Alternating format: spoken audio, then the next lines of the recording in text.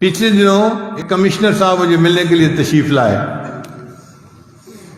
تو مجھے کہنے لگے یہ مدرسے والے بیکار بچوں کا کیا کریں، ہم بہت پریشان ہوں۔ میں نے کہا آپ کو کس بات کی پریشانی ہے؟ کہنے لگا کہ دیکھیں نا، یہ پڑھ لکھ کے بیکار ہوتے ہیں، کسی کام کے نہیں ہوتے، نہ کوئی ان میں سے ڈاکٹر ہوتا ہے، نہ کوئی انجینئر ہوتا ہے، کما کچھ نہیں سکتے، سوسائٹی کے قابل نہیں ہوتے۔ ہم اتنے لاکھوں طلباء کا کیا کریں؟ میرا تو دل چاہتا ہے مدارس کو بند کر دیا جائے۔ پھر میں نے کہا کہ کمشنر صاحب میں آپ کو چند باتیں کہوں گا، آپ برا نہ منائیے گا۔ کہتے ٹھیک ہے۔ میں نے کہا کہ یہ جو چند درویش قسم کے لوگ ہیں نا طلباء، یہ ہیں شہزادے، اور ان شہزادوں کی وجہ سے اللہ آپ کو بھی رزق دے رہا ہے۔ تو حیران ہو کے پوچھتے کیا مطلب؟ میں نے کہا ان کے قرآن پڑھنے کی وجہ سے اللہ آپ کو رزق دیتا ہے۔ اگر یہ نہ ہوتے تو باقی لوگوں کو تو اللہ پینے کو ایک گھونٹ پانی بھی نہ دیتا۔ حدیث مبارکہ میں ہے کچھ اللہ کے بندے ایسے ہوتے ہیں وَبِهِمْ يُنْصَرُونَ، اللہ ان کے ذریعے باقیوں کی مدد کرتے ہیں۔ وَبِهِمْ يُمْطَرُونَ، ان کے صدقے اللہ بارشیں برساتے ہیں۔ وَبِهِمْ يُرْزَقُونَ، اور ان کی وجہ سے اللہ باقیوں کو بھی رزق عطا فرما دیتے ہیں۔ میں نے کہا کہ حدیث پاک میں آتا ہے اللہ تعالیٰ کسی قوم پہ عذاب کا ارادہ کرتے ہیں، مسجد میں ایک طالب علم اللہ اکبر کی آواز دیتا ہے، اللہ اکبر کی بات سن کر اللہ کو پیار آ جاتا ہے، اللہ عذاب مؤخر کر دیتے ہیں۔ اگر یہ تمہارے شہروں کا معاملہ ہوتا جو تم نے کلب بنائے ہوئے ہیں اور جو تم نے بازاروں کے اندر عریانی فحاشی پھیلائی ہوئی ہے، تو اللہ کسی کو پینے کو ایک گلاس پانی نہ دیتے۔ اگر تمہیں کچھ مل رہا ہے تو ان فقیروں کی وجہ سے مل رہا ہے۔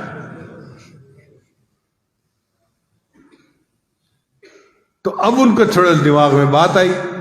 میں نے کہا کہ دیکھیں ہمارے پاس مثالیں ہیں کہ زیادہ کھا کے تو مر گئے، ایسی مثال کوئی نہیں کہ کوئی بھوکا مر گیا ہو۔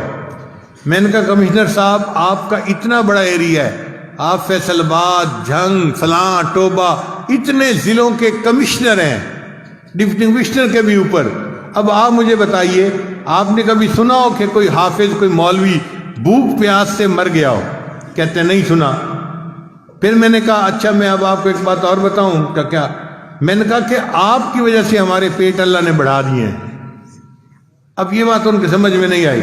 میں نے کہا ہمارے پیٹ اگر لگے ہوتے نا ساز کمر کے تو ہر کسی نے کہنا تھا بیچارے کھانے کو ملتا کچھ نہیں، ہڈی بنے پھرتے ہیں۔ اللہ کہتے ہیں نہیں، یہ پانی بھی پئیں گے تو میں ان کو موٹا بنا دوں گا، تاکہ ان کی شکل دیکھ کے ہی پتہ چل جائے یہ بندہ بھوکا نہیں ہو سکتا۔ میں نے کہا دیکھو ہمارے پیٹ تمہاری وجہ سے بڑے ہوئے ہیں، تم نہ مدرسے والوں پہ اعتراض کرتے تو اللہ ہمیں بھی سمارٹ بنا دیتے۔ پھر میں نے کہا اچھا ہمارے پیٹ بڑے ہوئے ہیں، ذرا آپ پیٹ بڑھا کے دکھائیں۔ تو میں نے کہا ہے کوئی آفیسر جو اپنا پیٹ بڑھا کے دکھائے؟ پھر میں نے کہا کہ دیکھو ان کا کفیل اللہ ہے، اور اللہ ان کو کھلاتا ہے، اور اللہ ان کے لیے بھیجتا ہے۔ اسی لیے کوئی مدرسے والے کسی گورنمنٹ کے پاس نہیں جاتے جی کہ ہم مجبور ہیں، اب ہمیں آپ سے امداد چاہیے۔ میں نے کہا اپنی امداد رکھیں اپنے پاس، ہمیں بندوں سے کچھ نہیں چاہیے، ہمیں بندوں کا پروردگار دیتا ہے۔ الیس اللہ بکاف عبدا، کیا اللہ اپنے بندے کے لیے کافی نہیں ہے؟ ہم قسم اٹھا کے کہتے ہیں ہمارا اللہ ہمارے لیے کافی ہے۔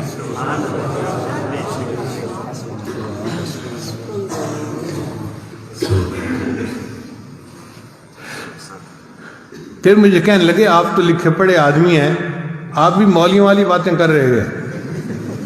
میں نے کہا کہ میں نے آپ کو اب حق بات سمجھا دی ہے، تو اب کیا آپ کو سمجھ نہیں آ رہی؟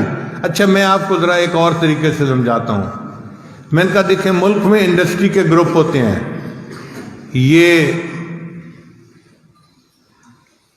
منشا گروپ آف انڈسٹریز ہے، یہ داؤد گروپ آف انڈسٹریز ہے، یہ کرسنٹ گروپ آف انڈسٹریز ہے۔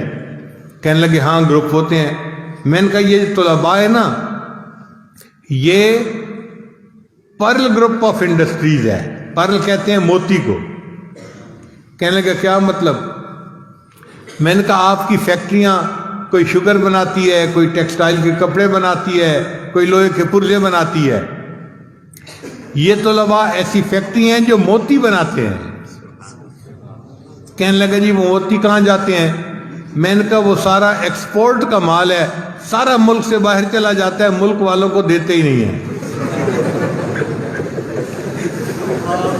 کہنے لگے آپ مذاق کر رہے ہیں پیر صاحب؟ میں نے کہا نہیں، میں مذاق نہیں کر رہا، میں حقیقت بات کر رہا ہوں۔ قسم اٹھا کے کہتا ہوں کہ عرش کے اوپر کے جہان کے لیے ندامت کے آنسو نہیں ہیں، وہاں نہیں ہوتے۔ اللہ کے پاس فرشتے ہیں، وہ عبادت گزار ہیں۔ وَمَنْ عِنْدَهُ لَا يَسْتَكْبِرُونَ عَنْ عِبَادَتِهِ وَلَا يَسْتَحْسِرُونَ يُسَبِّحُونَ اللَّيْلَ وَالنَّهَارَ لَا يَفْتُرُونَ۔ صبح و شام اللہ کی عبادت کرتے ہیں، اس میں کوئی افطار نہیں ہوتا، کوئی وقفہ نہیں آتا۔ عبادت بہت ہے عرش کے اوپر کے جہان کے لیے، مگر اس جہان میں ندامت کے آنسو نہیں ہیں۔ تو اس جہان کے لیے یہ امپورٹ کا مال ہے۔ اللہ نے فرشتوں کو متعین کیا ہوا ہے، جاؤ اگر تمہیں کہیں ندامت کے آنسو ملے نا تو اٹھا کے میرے پاس لے آنا۔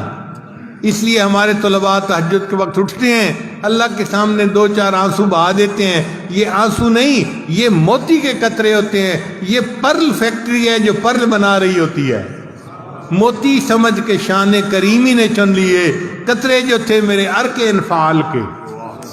میں نے کہا اللہ ان کے آنسوؤں پہ موتیوں کا بھاؤ لگا دیتے ہیں، ان کی برکت سے پھر باقی ملک کے لوگ بھی روٹیاں کھا رہے ہیں۔ پھر ان کے سمجھ میں کچھ بات آئی، کہنے لگے آج آپ نے مجھے بات سمجھائی، یہ تو بڑے اہم لوگ ہیں۔